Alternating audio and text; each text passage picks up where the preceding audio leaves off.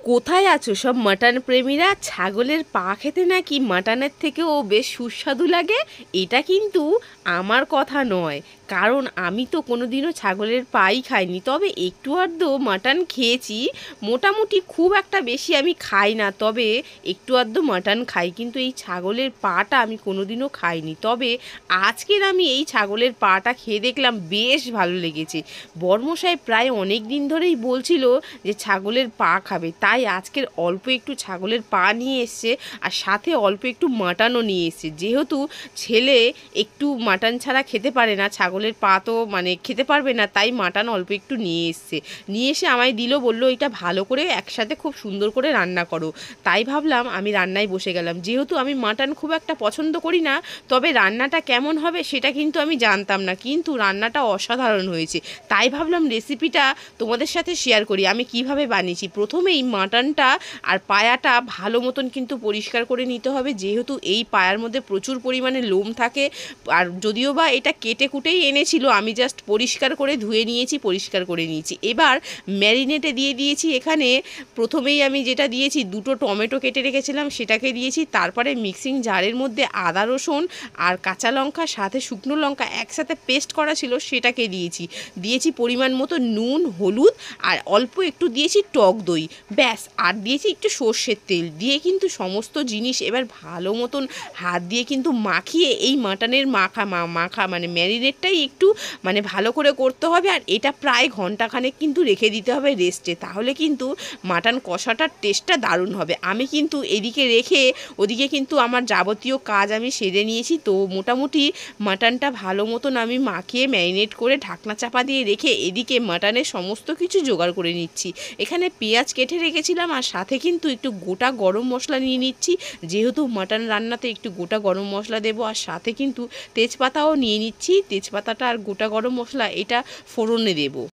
মোটামুটি মাটন রান্না তো অনেকবারই করেছি, তবে ভিডিওটা আর কোনোবার করা হয়নি, তাই ভাবলাম আজকের এই মাটন আর মাটনের এই পায়াটা রান্নাটা আমি ভিডিওটা বানাই, তাই বসে পড়লাম। তো এবার কিন্তু রান্নার দিকে চলে এসেছি। সমস্ত কাজ আমি গুছিয়ে সেরে নিয়েছি, সব কিছু রেডি করে নিয়েছি। ওদিকে কিন্তু প্রায় 1 ঘন্টা আমার হয়ে গেছে। এবার কড়াইয়ের মধ্যে আমি দিয়ে দিয়েছি সর্ষের তেল, দিয়ে এর মধ্যে যেই মশলাটা রেখেছিলাম গোটা গরম মশলা আর সাথে হচ্ছে কি তেজপাতা, সেটা দিয়ে এবার পেঁয়াজ কুচিগুলো দিয়ে দিয়েছি। পেঁয়াজ কুচিগুলো কিন্তু সমস্ত ভালো মতন একটু লাল লাল করে ভেজে নিতে হবে। আলাদা কিন্তু এর মধ্যে আমি কোনো রকম মশলা দিইনি, যেহেতু মাটনে সমস্ত মশলা দিয়ে ম্যারিনেট করে রেখেছিলাম, তাই আর কোনো রকম মশলা দিইনি। পেঁয়াজটা একটু লাল লাল হয়ে গেলেই কিন্তু আমি মাটনটা দিয়ে দেবো। তো ম্যারিনেট করা মাটনটা দিয়ে কিন্তু এবার কিন্তু অনবরত নেড়ে চেড়ে কষিয়ে নিয়েছিলাম। তো এইভাবেই আমি রান্নাটা করেছিলাম। আমি নিজেও ভাবতে পারিনি যে এইভাবে রান্নাটা করলে এই মাটনটা এতটা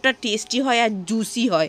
তো যাই হোক, তোমরা যারা মাটন খেতে ভালোবাসো তারা তো দেখে রান্নাটা আমার বুঝতেই পারছো যে এই মাটনটা মানে দারুণ টেস্টি হয়েছে। তো এইভাবে কিন্তু আমি মোটামুটি প্রায় ঘন্টাখানেক কিন্তু এই মাটনটা কষিয়ে নেব।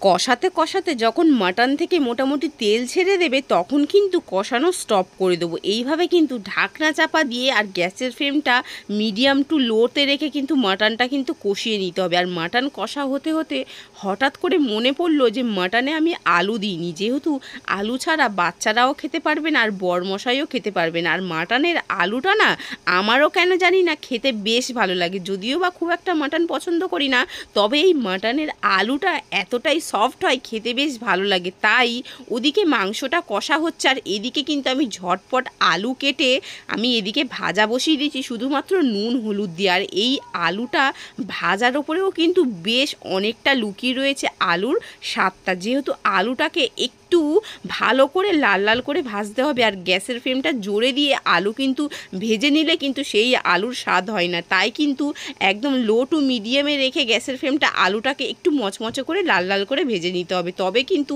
সেই আলুটা সফট হবে, টেস্ট হবে। এদিকে কিন্তু মাটন কষাটাও আমার প্রায় 1 ঘন্টা মতন হয়ে গেছে, তেল কিন্তু ছেড়ে দিয়েছে দেখে তোমরা বুঝতেই পারছো।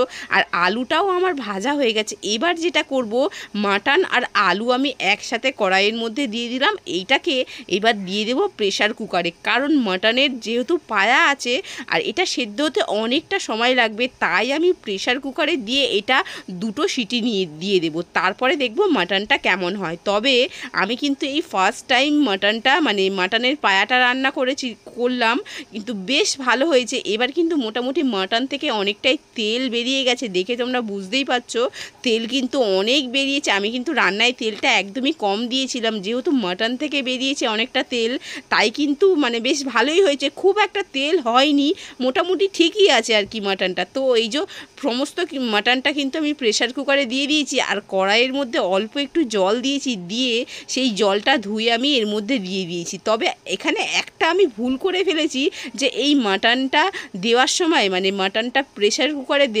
দেওয়ার পর এখানে কিন্তু আমি ঠান্ডা জল দিয়ে ফেলেছি, এখানে গরম জলটা দিলে ভালো হতো, সেটা এখন আমার মনে পড়ছে, আমি তখন রান্নার সময় তাড়াহুড়ো করে ঠান্ডা জলটা দিয়ে ফেলি। তো যাই হোক, তাতেও কিন্তু কোনো অসুবিধা নেই, কারণ মাটনটা হয়েছিল কিন্তু মারাত্মক টেস্টি। তো এইভাবে কিন্তু আমি একদমই অল্প পরিমাণেরই জল দিয়েছি, জলের পরিমাণটা কিন্তু বেশি দিইনি। এবার কিন্তু এটা প্রেশার কুকারে প্রায় আমি 2-3টে সিটি দিয়ে নামিয়ে নিয়েছি। তো যখন প্রেশার কুকারে নামিয়ে নেওয়ার পরেও আমি গ্যাসের ফ্লেমটা আবার একটু অন করে দিলাম, কারণ এটার মধ্যে এখনও কিন্তু রান্না বাকি আছে মোটামুটি, মানে মাটন তো আমার পুরোপুরি সেদ্ধ হয়ে গেছে, আলুটা একদমই সফট হয়ে গলে গেছে, মোটামুটি নাড়া যাচ্ছে না, আর মাটনও কিন্তু পুরো ভালো মতন সফট হয়ে গেছে। আর এখানে এবার দিয়ে দেবো একটু গুঁড়ো গরম মশলা, এই গুঁড়ো গরম মশলাটা দিলে তবেই তো রান্নাটা শেষ হবে। তো এবার কিন্তু হালকা হাতে একটু নেড়ে দিয়েছি, আর নাড়তে গিয়ে বেশ কিছু আলু কিন্তু আমার ভেঙে গেছে, আর মাটনও ভেঙে গেছে। তো যাই হোক, খেতে ভালো হয়েছিল, এটাই অনেক। তো রান্নাটা কিন্তু খুব সুন্দর হয়েছিল, তাই তোমাদের সঙ্গে রেসিপিটা শেয়ার করলাম। আর তোমরা কিন্তু এই রান্নাটা একদিন হলেও কিন্তু আমার মতন এইভাবে কিন্তু বাড়িতে বানিয়ে খেয়ে দেখো, মারাত্মক টেস্ট হয় কিন্তু। তো এই যে মাটন দেখতে পাচ্ছ যে একদম পুরো খুলে যাচ্ছে, এতটাই সুন্দর সেদ্ধ হয়েছে। তো এই যে এবার কিন্তু বরমশাই কিন্তু বাড়িতে বাচ্চাদেরকে খেতে দিয়ে দিয়েছি মোটামুটি, এটা কিন্তু বরমশাইয়ের জন্য প্লেট করছি। আর বরমশাই বলেছে আজকের মাটন দিয়ে ভাতও খাবে প্লাস রুটিও খাবে, তাই কিন্তু আমি অনেকটা পরিমাণে বরমশাইকে একটু তরকারি দিয়ে দিয়েছি, পায়াও দিয়ে দিয়েছি, যেহেতু মানে পাটা খেতে ভালোবাসে তাই একটু বেশি পরিমাণেরই পা দিয়েছি, মাটন দিয়েছি। আর প্লেটের মধ্যে এবার কিন্তু ভাতও সাজিয়ে দিচ্ছি, আর সাথে ওই যে বললাম আগে রুটি করে রেখেছিলাম, তো সেখান থেকে 2টো রুটিও দিয়ে দিয়েছি। তো এই যে থালাটা কিন্তু এখনও পরিপূর্ণ হয়নি, এইবারে পরিপূর্ণ হবে। এখানে 1 টুকরো কাঁচা পেঁয়াজ দিয়ে দিলাম, আর সাথে দিয়ে দিয়েছি 2টো কাঁচা লঙ্কা, যদিও বা কাঁচা লঙ্কাটার প্রয়োজন পড়বে না, কারণ মাটনটা ভালোই ঝাল হয়েছিল। আর হ্যাঁ, তোমরা কিন্তু অবশ্যই জানাবে যে মাটন রান্নাটা আমার কেমন হলো, আর হ্যাঁ এটাও জানিয়ে দিও যে থালি সাজানোটা আমার কেমন হলো। তো ওদিকে মোটামুটি বাচ্চাদের খেতে আমি দিয়ে দিয়েছি, বাচ্চাদের খাওয়া কিন্তু প্রায় শেষ, এবার কিন্তু বরমশাইকেও দিয়ে দিয়েছি। তারপরে ভাবলাম আমি অল্প একটু ভাত দিয়ে মাটন ট্রাই করে দেখি, ওই যে বললাম এতদিন পরে একটু মাটনের পায়া আর মাটন নিয়ে একটু ট্রাই করে দেখি, কারণ অনেক দিন যাবৎ মাটন আমি মানে খাই না আর কি বললেই চলে। তবে আজকের একটু ইচ্ছা করছে, যেহেতু রান্নাটা দেখে একটু ইচ্ছা করলো খেতে। মাটনের আলুটা দারুণ সফট হয়েছে, তবে একটা ছোট্ট চর্বি পড়েছিল, তাই ভাবলাম চর্বি আর এটা মানে মাংসটা নিয়ে গালে দিলাম, সত্যি মারাত্মক লেভেলের হয়েছে। এখন ভয়েস দিতে এসে কিন্তু আমার জিভে জল চলে আসছে। তো যাই হোক, রেসিপি ভালো লাগলে অবশ্যই লাইক কমেন্ট শেয়ার করে দেবে, সবাই পাশে থাকবে, তাহলে নতুন নতুন রেসিপি এইরকম ভালো ভালো ভিডিও দেখতে পারবে। আর সবাই ভালো থাকবে, সুস্থ থাকবে, দেখা হবে আবার পরবর্তী নতুন ভিডিওতে। টাটা। এটা তো বলা হয়নি, মাটনের পায়ের মধ্যে যে জুসটা থাকে সেটা একটু খেয়ে দেখলাম, বেশ ভালোই লাগলো, সবাই এই জন্যই বলে এত টেস্টি।